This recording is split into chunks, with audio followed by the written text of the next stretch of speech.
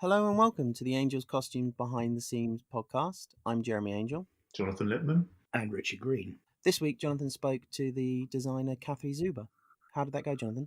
It was great. It was a really revealing chat about Cathy's process and how she works to build up a complete world that she then presents to directors, producers.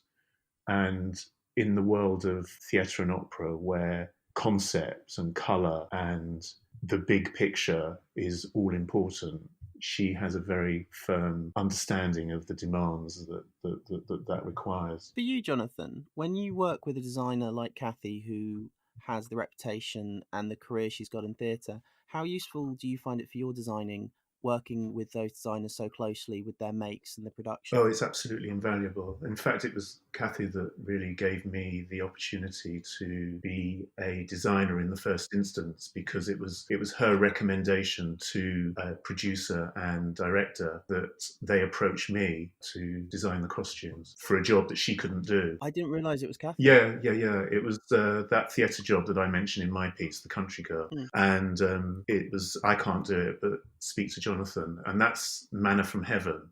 That's what every assistant, aspiring designer wants. Yeah. Their designer to be able to say to somebody, no, I can't do it, but you should employ. Because the producers want that designer. If they can't get that designer, then they are going to want the next best thing. And if that designer says the next best thing is, they'll go for it. Obviously, then it's down to the individual in terms of how they present themselves and interviews. But that's the trajectory that works and is everyone's dream. And an extremely generous thing to do as well. The temptation must be to try and cram every single thing in, but to actually give away a production is it's an extraordinarily nice compliment, isn't it? She trusts you. It's a generous thing to do. It is a trusting. Here I am handing over something that if I could, I would have done. So don't let me down. But you've also got to bear in mind that there comes a point when there is only so much work that one person can take on. And luckily, it's a healthy industry where there is a lot of work to go round. Does that make sense? It makes perfect sense. I think you should try and tell some of the designers that I know are doing at least 2 productions plus a commercial at the same time. But I don't understand that, and I suspect that there might be, obviously very strong reasons behind that choice, that decision that they make.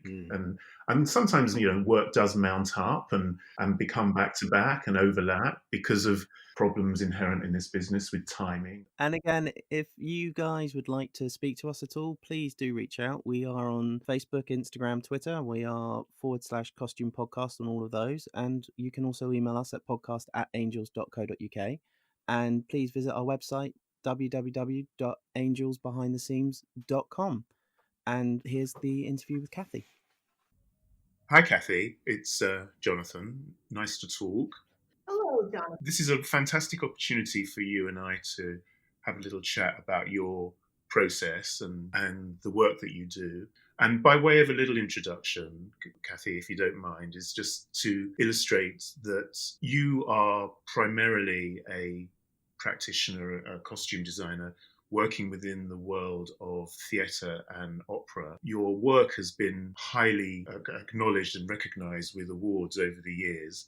And if you don't mind me saying, one of the Wikipedia references to you is that you are one of the most sought after costume designers working within the business today. Tell me, going back to the early days and when you started, what do you feel are the main differences between those days and the world that you operate within now? I feel that when I started, costume design, set design, working in the theater was more attached to the world of art. I think there was more of a cross-referencing of people working in art schools, people working in drama schools, people in theater being really engaged in what was happening at that time with painters, with sculptors. I've always been interested in what is happening with fashion. I don't think that's changed. I think that's stayed consistent over the years. I also feel there was, when I was starting out, there was more of a fascination with the history of cinema. The connection between the medium of cinema and the references. History of cinema. I think today people are very interested in what's happening in contemporary cinema and, what's happening in terms of, streaming and things that are going on Netflix and Amazon Prime, etc. But I think that when I was starting out in theatrical design, people were really passionate about the history of cinema, the history of the cinema of Hollywood, of British cinema, of what was happening in Italy and France and Japan, like a global sort of fascination with the history of cinema and using that as a reference. And also at that time, there was a real fascination with what was happening behind, at the time, the Iron Curtain, and people like Teddy Cantor and all those sorts of East Bloc directors who were kind of exploring and doing things in interesting ways. And then when Robert Wilson started to come onto the scene, we were all fascinated by the visual pictures he was making.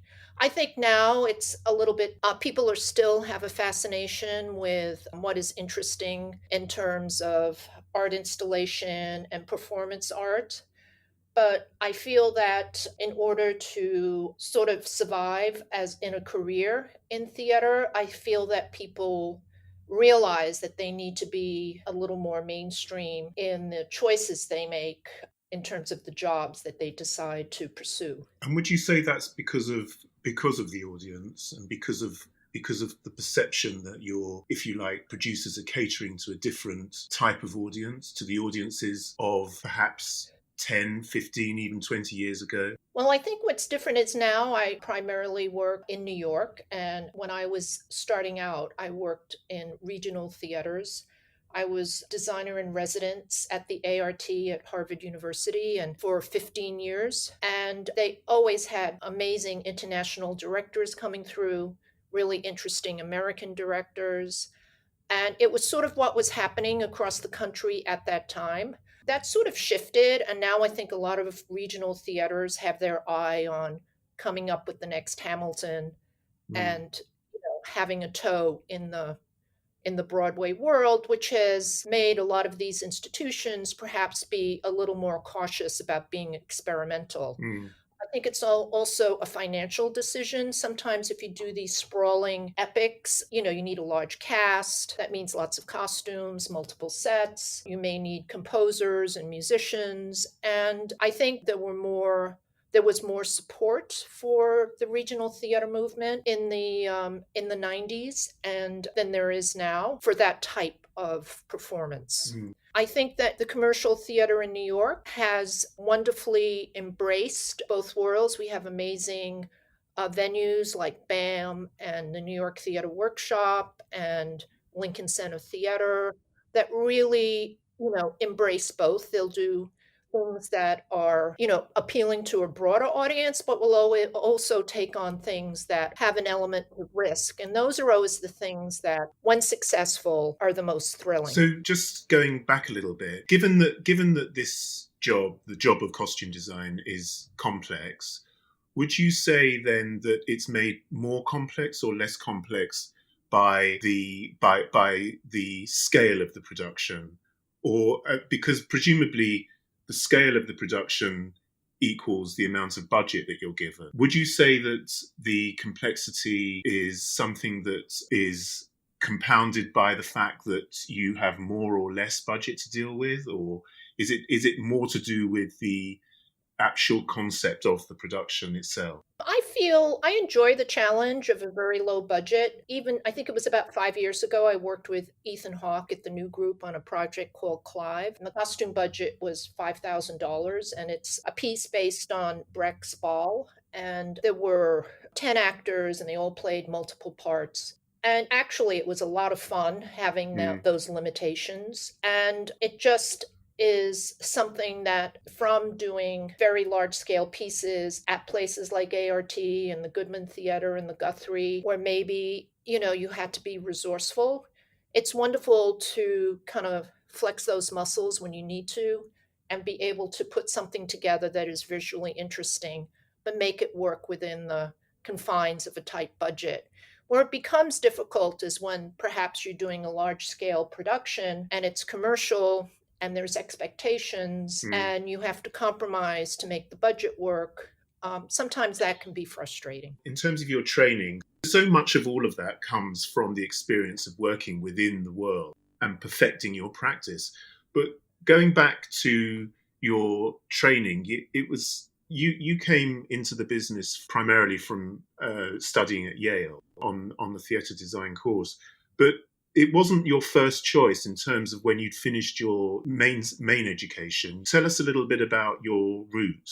Well, I was always interested in art. I was always painting and drawing, and I loved cinema. I was always going to films, and I went to art schools. I went to the Museum School of Fine Arts and other art schools. It was the 70s, where kind of the lifestyle at that time was a lot more relaxed than it is now, where you would maybe go to school for a year and then tour Europe for a year and a half and then go back to school. That was sort of the norm at that time. And that's exactly how I conducted my life in my 20s. But I feel that all those experiences, all the places I visited, and my experience studying art and art history and photography and the history of photography stood me well when I started to pursue theater. When we're working on a Chekhov play or an Ibsen play or a play by Molière or Shakespeare, it was wonderful to have sort of innate resources that were so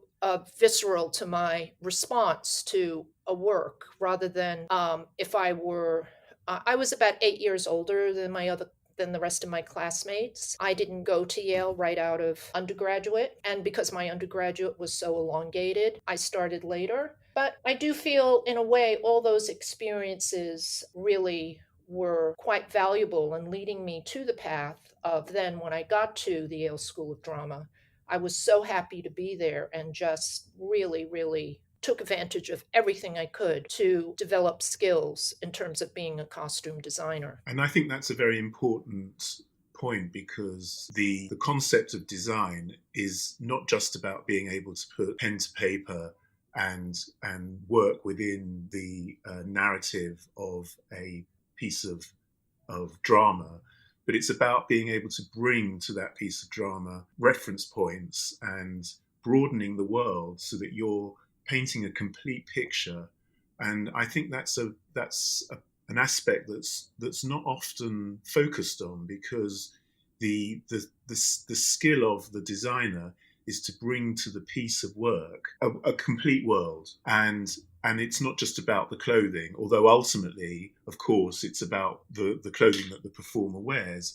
But in order to be able to bring the performer into your world, to have them wear the clothing that you have created, they need to understand the world that you're the artistry around the world that you're immersing them in.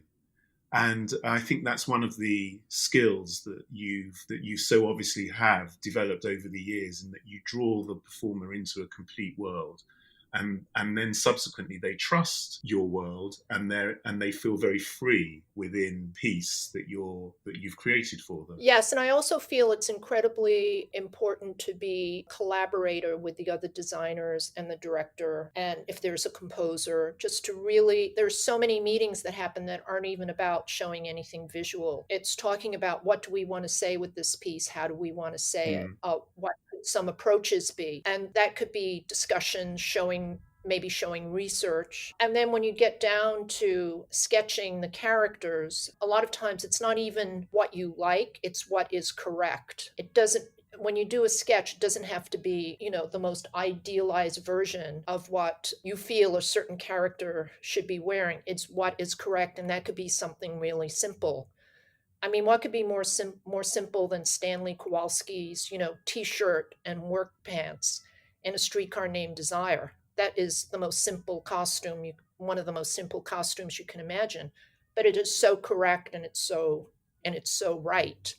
And it's knowing when to step back and not get in the way, not to distract an audience by perhaps trying to be too clever in certain choices, knowing when it is your turn to shine, knowing when, no, this is where the designer does need to create a visual dynamic and excitement, and knowing when that's appropriate and when it isn't is important. Knowing also to look at what your other collaborators are doing, take a cue from what the set designer is doing, and make sure that whatever I'm creating coexists with that set design. Yeah, that you're in sync. It can't be in sync. It can't be that I look at the set designer and go, oh, that's strange that he went in that direction. I don't feel that way at all about this piece, and go in a completely other direction.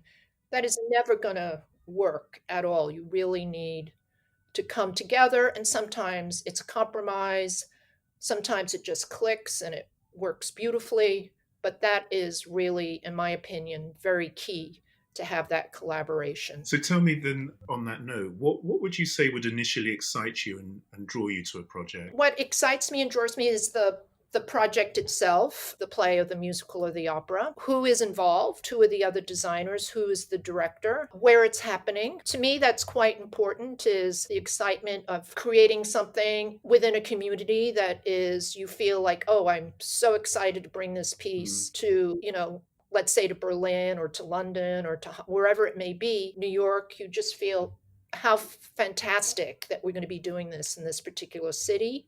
I always find that really thrilling. I should also point out to our audience that, as you say, you are New York based, but you famously work all over the world, and there you collaborate with multiple teams of directors and set designers, lighting designers.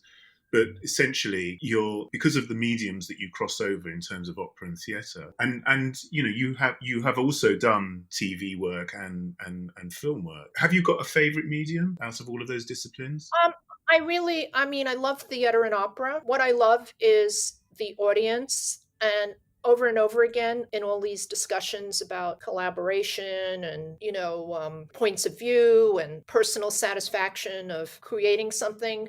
For me, the most important element of all of this is the audience. And to bring pleasure to an audience, when you work on a piece and you see that the audience is either totally silent because they're listening to every word and they're really engaged, or they're rambunctious and carrying on because they're so energized by what they're seeing, they feel they need to participate in a physical and verbal manner. As long as there's a reaction, even if they hate it, as long as they hate it with passion, you feel that's the most exciting thing, is to have that engagement of the audience. And I always feel a big responsibility to an audience. I always feel, well, they're coming to the theater.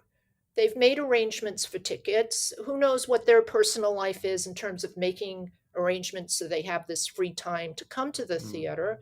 You just feel you have this obligation to do the best you can to make sure that you give them the best experience they can have of this particular adventure that you're producing. I believe you impart that to your teams, and I think that you have a very loyal but also very hardworking, successful relationship with your design teams. Oh, yeah. And how key that all is in terms of how they realize your vision. Yeah, absolutely. I have amazing associates right now. They're such fantastic people. They're so engaged in experiencing theater and just love doing it. And they're the next generation. And it's so amazing to collaborate with them.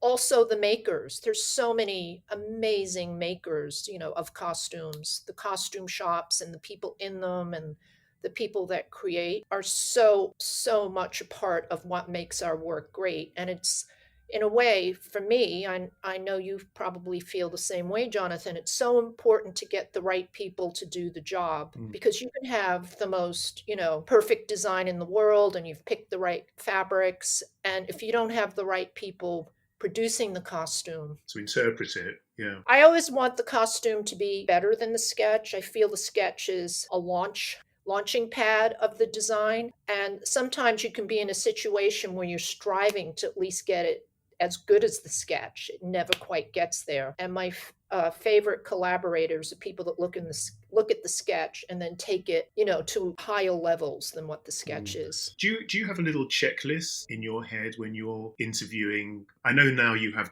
a pretty well-established team in terms of the people that have been with you now for a number of years. I'm presuming that you must receive numerous emails, letters, communications from students and practitioners that kind of would love to join your studio. Is there something in your head that you go through? Yes. What I really am attracted to is passion for the work, someone that shows that they'd be a great collaborator, somebody that isn't in it for the wrong reasons. Flags go up when it's someone that's all about schmoozing with the big star.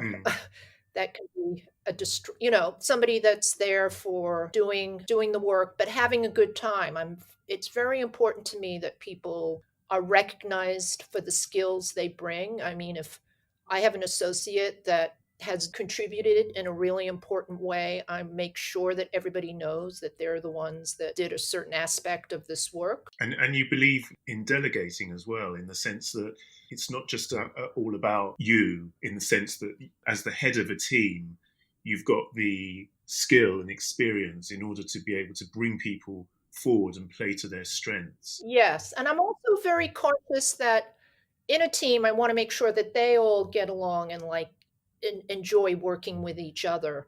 I mean, sometimes there could be, a little bit of, well, that person isn't really fitting into this, sort of family in some way. And so it's wonderful when it all clicks. And right now, it's an amazing team that I have. I feel all of that is very important. And I look at it as, they're the future. And I feel I'm so excited for them to move forward and create all this amazing work that I'm sure we'll be seeing in the future. In our working relationship together, which has been something that's developed over the last 15 or so years. Yes.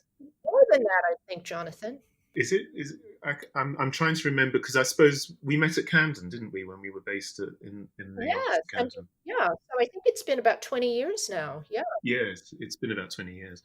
And I think that as a facilitator and as somebody who can receive your instruction and information, which I always find incredibly detailed, and also I think that, as we've discovered in other chats that we've had, that the transparency and the communication is all important in terms of what you're hoping to achieve, and then subsequently what we can then deliver and meet in terms of your requirements. And I think that over the years, the joy that we've all had as a team putting together has been such fun and has been so creatively satisfying. Absolutely. And for my teams as well at Angels, responding to your requirements in terms of, sourcing fabrics and working out shapes, and our tailors and dressmakers and all kind of they jump for joy when there's a Zuber show that comes in. Oh, that's so great to hear. I love working at Angels. I think the workrooms are some of the best in the world. The tailoring is fantastic. And I think that's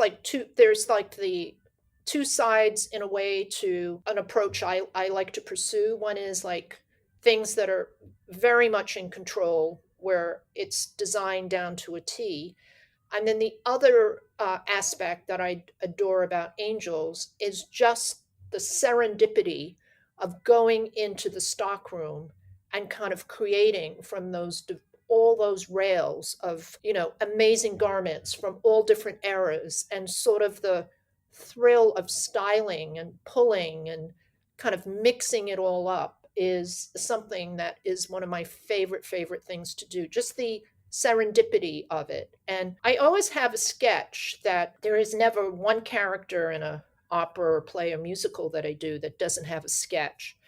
And that sketch will include hair, jewelry, makeup, shoes, even attitude. I feel that sometimes if a sketch doesn't have the right attitude, you could be embellishing the sketch to make it look more interesting, because maybe the attitude is just too static. And I feel like when showing it to an actor or director, if it's something quite simple but has the right attitude, they can understand what it could be once that costume is inhabited by a performer.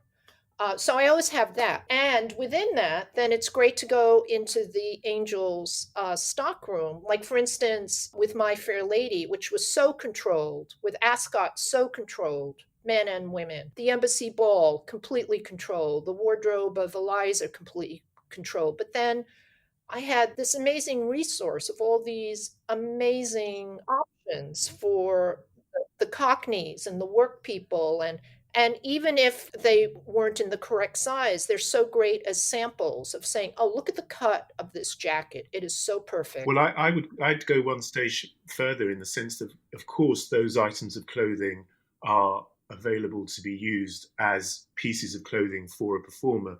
But I think what you also do, which is fairly unique to you, is that you take items from the stock and combined with your drawing, which incidentally, the drawings are created, as you say, to give a persona to the character, but you draw in a way that gives a stance.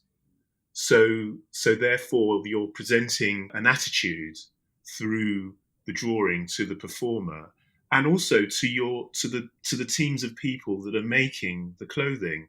So I'll give you an example. You'll have a conversation with Sophie, our tailor, and you'll explain to Sophie, you'll show Sophie the drawing. You'll also show Sophie the item of clothing that you found in stock that illustrates the drawing. And then we'll have a conversation about the fabric that you've chosen, which will bridge the actuality of the item of clothing that you found and the recreation of the drawing. And then that will be your information, and that will be the session. And then behind the scenes, you leave and we report back as we progress. But then Sophie will come to me and she'll ask me questions. She'll say, now I've got the jacket on the stand and Kathy has drawn the lapel like this, and we've got the lapel of the sample, but the actor is a 56-inch chest, for example. It would be something that we'll have been creating for the Met. Now, what do I do about the ratio between the lapel of the drawing, the lapel of the sample, and the size of the actor and the shoulder?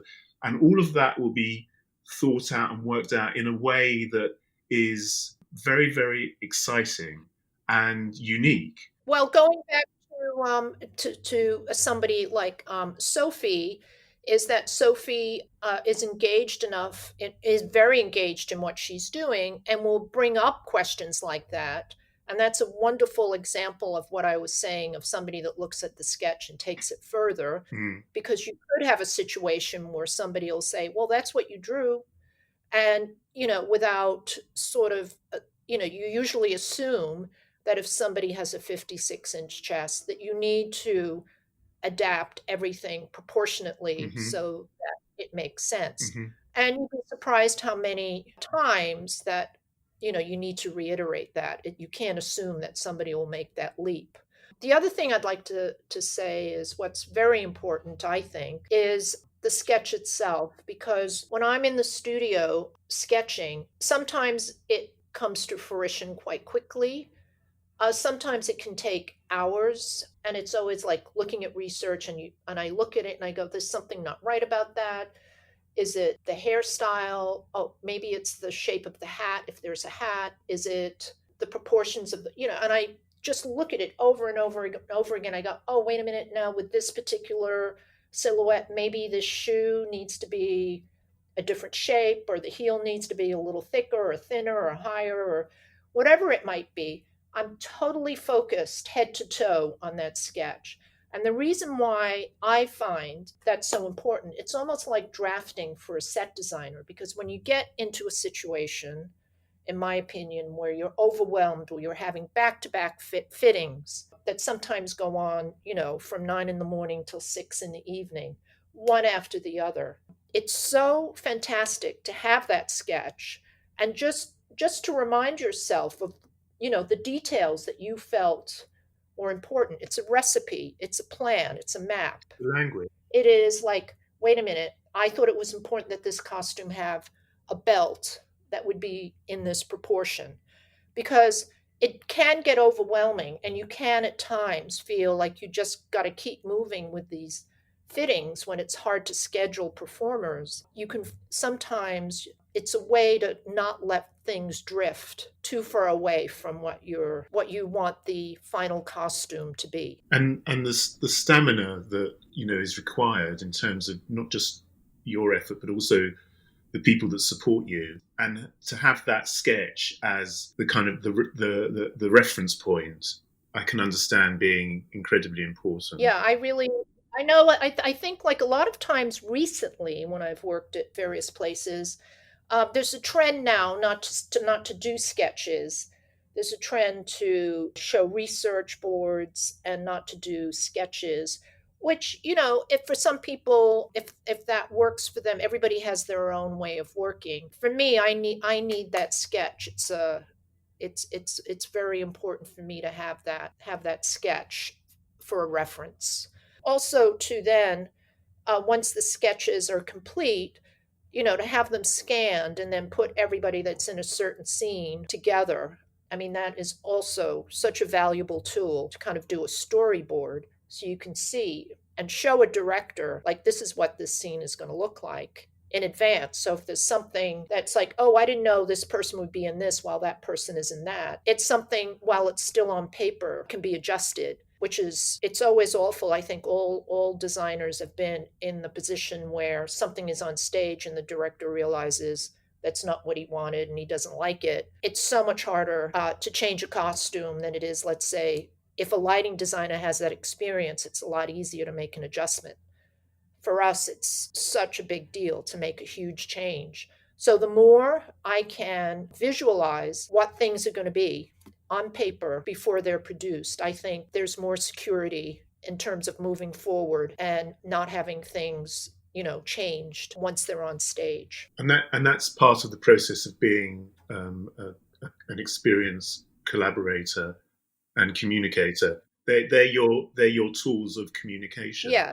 Have you got a favorite project that you've designed that you've enjoyed the most? Well, I just designed Moulin Rouge, which I loved designing that. It was so much fun.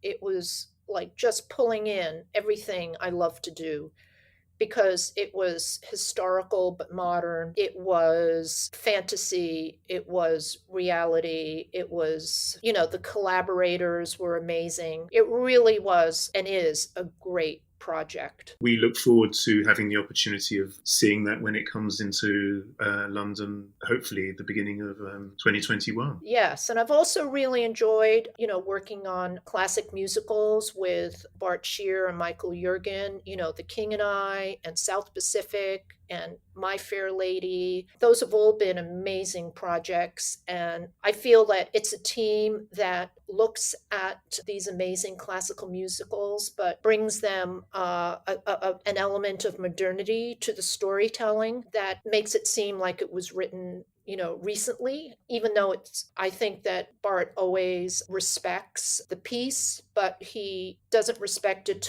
in a way that he will always acknowledge when it needs to be given a contemporary interpretation. And that, as a costume designer, and I know Michael Jurgen, who I work with as a set designer, those have been, very rewarding projects. And just to, unfortunately, bring it to a slight wrap up, what would you say would be a single piece of advice you'd give to somebody wanting to become a costume designer today? I don't know if I have a single piece of advice, but I have a few things I'd like to say. One is to have passion for the craft. One is to have confidence in your voice and your skills, not to compromise if you have a point of view, and not to feel like you need to do what you think you should do. You should do what you feel, as an artist is the right thing to do. To seek out collaborators that you can relate to and form those relationships. To be flexible in terms of when you have a limited budget, seeing how you can still create something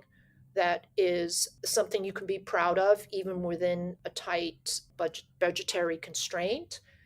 And ultimately, never forget that it's supposed to be fun. Yeah, I think that's a fantastic last word. Fun. It's work, but it's fun. Yeah. And the energy that brings into a room. Yeah, great. Thank you very much. Thank you for your time. Thank you, Jonathan. It was a pleasure. I really enjoyed the chat and the opportunity to get some insight into your process. It was enjoyable. Thank you very much. Yeah, same here, Jonathan. Thank you. Bye now. I hope you enjoyed the chat with Cathy, because she's got such a huge wealth of knowledge and experience to impart, and the way that she uses her teams, and it's very revealing. Yeah, and extraordinarily wise, I thought, as well. Just again, a woman who studied her craft, who knows her craft, and knows what works. And also came to that point when the light bulb moment of, yes, of course, costume design.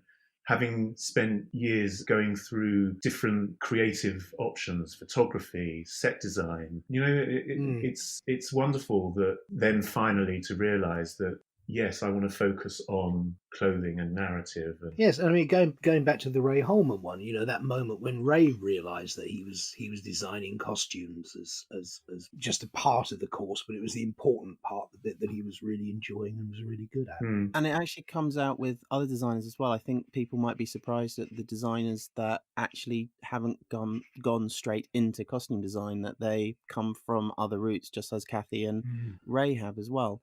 Jonathan, I know Cathy told some of the ones that she's enjoyed working on the most. Which of Cathy's productions have you enjoyed working on the most? From an Angel's point of view, I think her production of My Fair Lady and The King and I, where especially The King and I, the incredibly complex ethnic makes for all the wives and the court clothing, and the very, very specific design requirements, and how we researched and educated ourselves in terms of how all the levels of clothing worked, and then her brilliant choices of fabric that were essentially Thai, Siamese, and how we then had to kind of pull it all together in a theatrical sense in terms of quick change and rigging. I wonder, can I pick up on something that she said? Because when she was talking about My Fair Lady, she was saying how restrictive bits of it were, the Ascot scene and the diplomatic ball, and how free it was to be able to do the Cockney section and things. How, on one of those, for want of a better word, classical productions, how restricted are you in terms of what you can do? Does Ascot always have to have large picture hats and be white, or what? Well, no, it doesn't always have to be white. And in fact, what Cathy did was that the most important thing is that it's now in folklore that sequence is choreographed in a way that obviously you're not going to have real horses racing past you, and the structure of that scene involves witnessing a race. Therefore, in order to do that justice, you have to choreograph it, stage it in a way that it becomes very tableau. Right. It then lends itself to dramatically being staged in a way that everything is semi-static and presented in structured way, which then lends itself to dressing, famously as seen in the Cecil Beaton original. Yeah. But it's not necessarily driven. It's not about color. The color is down to the concept, which is designer and director. In fact, the National Theatre production designed by Anthony Ward, they set their Ascot in the wake of the memorial for Edward VII, right? And it was black, the famous black Ascot. Oh, the black Ascot. So they mirrored that, but again, yeah. From a staging point of view, it was very powerful because you've got that wonderful fashion of the time in terms of the headwear and the silhouette shapes of the women, and then the very refined, fitted shapes of the men. Yeah. And you stage it in a way that creates the best dramatic effect. Because it is interesting, because I mean, again, Gilbert and Sullivan, I know that virtually every single encore is scripted. You've done Mikado, famously set in an umbrella factory, which again was a production I really liked. So yeah, I was just curious to know. Of course, if you're doing King and I suppose you could set it anywhere, but it doesn't make any sense not to. It's a story about a Westerner governess coming into an Eastern potentate's court and the influence she has. So you can't really get away from that. So I was just curious to see how much was convention on those kind of set pieces, if you like. Interesting. Next week, I will be talking to Andrew Hunt, who has had quite a long career as a supervisor, wardrobe and costume supervisor. And I had a fantastic chat with him about what he does, but what a supervisor is, the difference between a wardrobe supervisor and a costume supervisor. And it was a really good chat. So I hope you'll enjoy it. And here's a small taste of what's coming next week. The job of a costume supervisor, unfortunately, a few years back, the costume designer tended to be responsible for the budget. But now it seems to be almost solely the responsibility of the costume supervisor, which can be daunting when, the costume budgets for these big budget movies can run between 5 and 10 million. So you're thinking, I didn't train as an accountant, but, that seems to be a major part of our job now. So I think that's probably the worst bit about being a costume supervisor. You actually have very few dealings with costumes, and it's just about the money, really.